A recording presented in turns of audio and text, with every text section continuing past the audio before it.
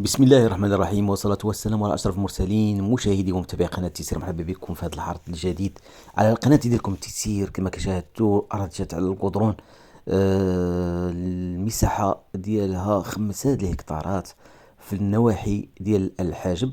فأرض فلاحية ممتازة كما كتشاهدوا، التربة خصبة جدا، فيها 5 الهكتارات.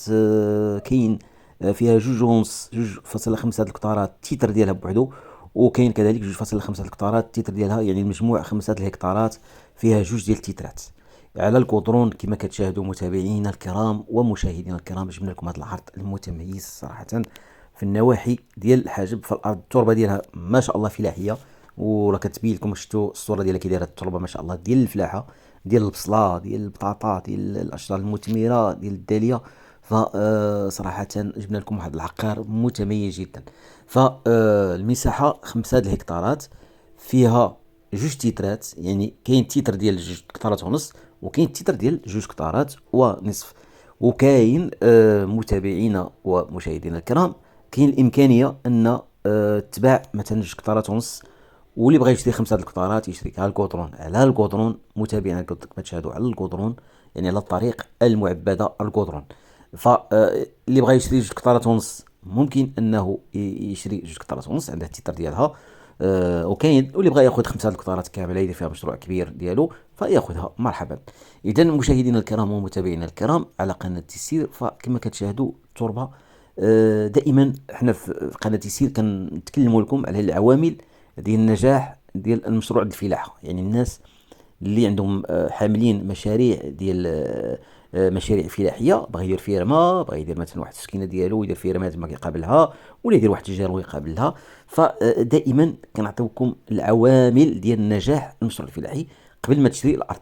فاول عامل هو التربه. كما كتشاهدوا التربه خاص تكون تربه الفلاحه، لان التربه عامل اساسي في نجاح المشروع. فما يمكنش اما تاخذ واحد التربه ما تكونش غنيه، تربه تكون ناقصه. فهنا التربه ما شاء الله ديال الفلاحه، يعني صالحه لجميع انواع الفلاحه. درتي البصله صادقه، درتي الداليه، درتي الخوخ، درتي البرقوق، درتي الشاديه، درتي البصله، الثومه، اي حاجه صادقه هنا ولله الحمد.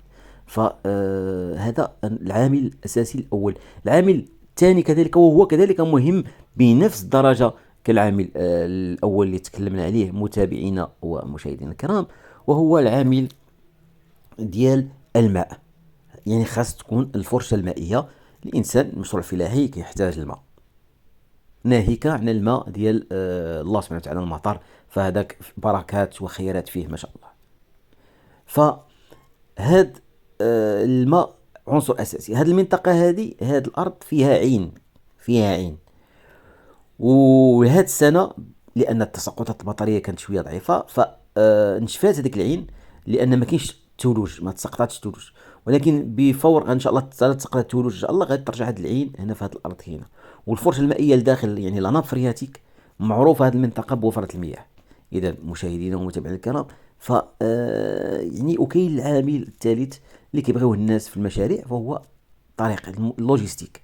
يعني الطريق هذه جات على القدرون، يعني الا درتي هنا فيرما عندك كل شيء على القدرون، عندك صراحة التربة، الماء، يعني العوامل النجاح المشروع الفلاحي متوفرة. فمشاهدينا ومتابعينا الكرام، قناة تيسير ديما كنبحثوا كنقبوا في الجهة ديال فاس مكناس، وكذلك في مناطق أخرى من المملكة المغربية كنجيبوا لكم العروض المتميزة. فهذه الأرض المساحة ديالها 5 الكتارات، وكاين الامكانيه ان تباع 2 كتارات ونص. اللي بغى ياخذ مثلا 2 كتارات ونص ياخذ، بغى ياخذ خمسه ياخذ خمسه، لان هاد الارض فيها 2 ديال التيترات باش نشرحوا لكم مزيان. يعني فيها 2 ديال شهاده الملكيه ديال المحافظه. شهاده التيتر فرونسي فيه 2.5 هكتار، وكاين كذلك شهاده اخرى فيها 2.5 هكتار. يعني الارض كتباع كامله او كتباع 2.5 الهكتار. هاد الارض جايه في النواحي ديال الحاجب. فصراحة هنا منطقة الفلاحة، فاللي بغى يدير مشروع فلاحي في هذه الأرض ما شاء الله، فصراحة التربة ممتازة جدا صراحة، والفرشة المائية متوفرة ولله الحمد. إذا متابعينا الكرام، بالنسبة للثمن ديال هاد الأرض اللي قلنا لكم المساحة ديالها 5 الكتارات، وفيها 2 ديال التيترات، يعني على فيها 2 كتارات ونص 2 كتارات ونص. الثمن ديالها 40 مليون سنتيم للهكتار الواحد. يعني لا بغيتي تاخذ 2 كتارات ونص تنقام عليك ب100 مليون سنتيم. بغيتي تاخذها كامله فتنقام ب40 مليون ديال الهكتار الواحد في 5، تقريبا 200 مليون سنتيم، يعني 2 مليون درهم كامله، وعلى الكودرون كما كتشاهدوا مشاهدينا ومتابعينا الكرام. فدائما القناه تيسير دائما تنقب كما نقول لكم، ودائما نحاولوا نجيب لكم الاراضي اللي فيها التربه مزيانه، فيها على الكودرون، فصراحه ديال المشاريع فلاحيه. اذا مشاهدينا ومتابعينا الكرام، على قناه تيسير العروض دائما غنتواصل ان شاء الله، غنجيب لكم ميزات اخرين ان شاء الله غنديرهم ان شاء الله نشروهم على القناه ديال تيسير قريبا ان شاء الله. فاحنا دائما كنبحثوا، كاين طاقم، قناه تيسير فيها واحد الطاقم اللي كيشتغل فيها، كنبحثوا اننا دائما نقلبوا لكم اراضي اللي كتكون فلاحيه يعني بامتياز. اذا متابعينا ومشاهدينا الكرام، اليوم هذا العرض متميز جدا، 5 هاد القطارات، ممكن يتباع منها 2 قطارات ونص، يعني فيها 2 تيترات. الثمن ديالها 40 مليون للهكتار الواحد، يعني ثمن جد مناسب ومعقول ومشجع، والارض جات على الكودرون، فصراحه ثمن ديال الهمزه. اذا مشاهدينا ومتابعينا الكرام، بالنسبه للمشاهدين الجدد اللي كيشاهدوا قناه تيسير، فما تنساوش ديروا الاشتراك في القناه باش دائما يوصلكم بحال هاد العروض المتميزه جدا. اذا كخلاصه العرض اليوم، 5 الهكتارات ممكن تباع فيها 2 هكتارات ونص، يعني او 5 الهكتارات تباع كامله.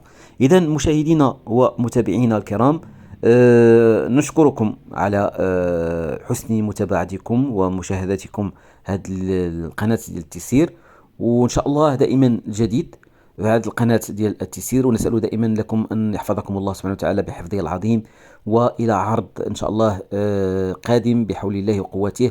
وكاين العروض ان شاء الله جديده ان شاء الله قريبا على قناه التيسير. فنشكركم بزاف، ودمتم في رعايه الرحمن وحفظه، والسلام عليكم ورحمه الله تعالى وبركاته.